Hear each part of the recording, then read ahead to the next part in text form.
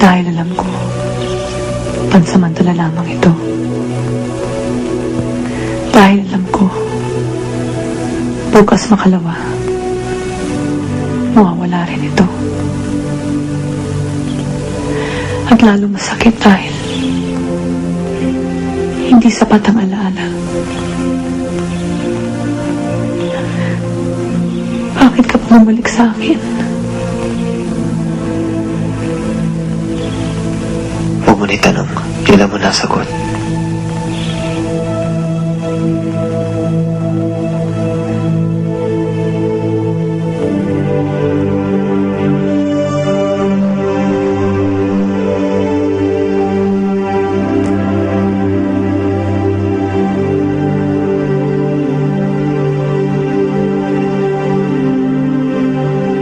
Clara, gandado mo nga yung pinto pagkalabas ng bisita mo.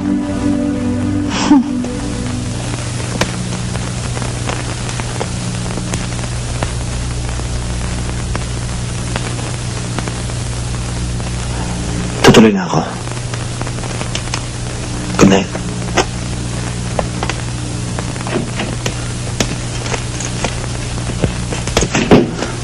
Kumusta?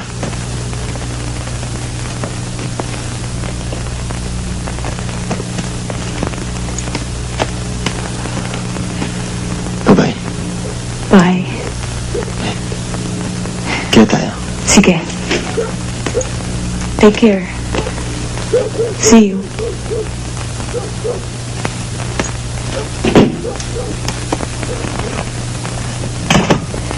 Bakit mo naman binastos ang aking bisita? Ako yata ang dapat magtanong. Bakit mo inuuwi dito ang bago mong lalaki? Huwag mo akong pagsasalitaan ng ganyan. Ano na naman ang irarason mo kung bakit mo dinidikitan ng lalaking yan? Akala ko ba nagbago ka na?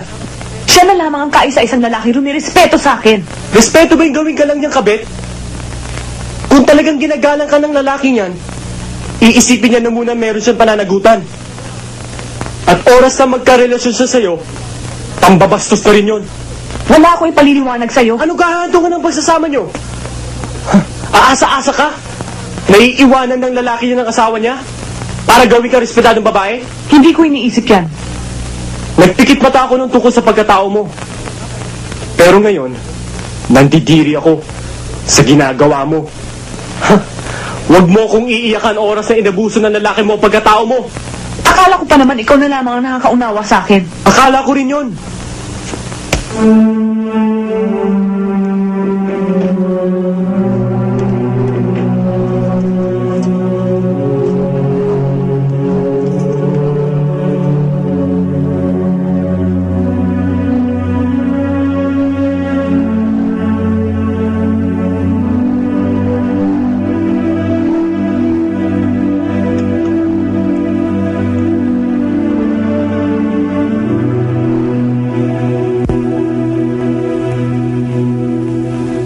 Pag tumawag si Eric mamaya, pakisabi mo nga sa kanya na hindi siguro makakasama sa pag-badminton. Bakit? May iba ka bang lakad? Oo. Napaka-importante naman ang lakad mo at nakakalimutan mo na si Eric. Medyo. Arman, kung ano man yung ginagawa mo, siguraduhin mo lang na hindi mo pagsisisihan, okay?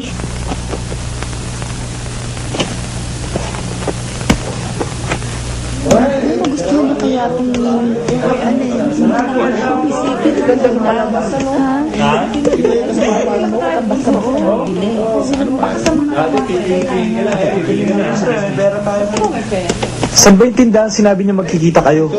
Eh, nasa third floor nga doon. Paano naman kasi? Ang gulo kausap ni Abigail. Hindi ba si Arman yun? Sino yung kasama niya? Kilala mo ba yung babae? Hindi. Pero, nakasuot ng uniforme.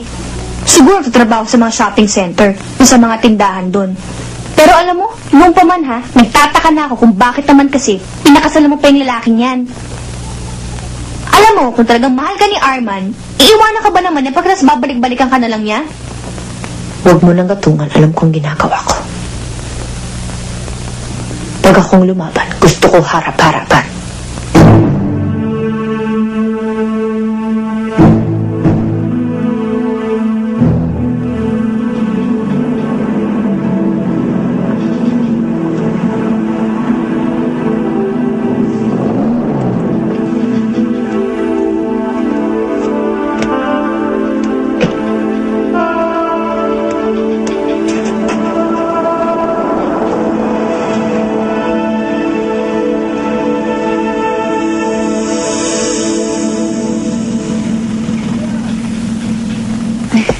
Hindi na ako magtatagal.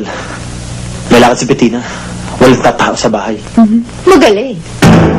Yan bang babaeng pinag-aaksehan mo ng pagsisinungaling, Arman?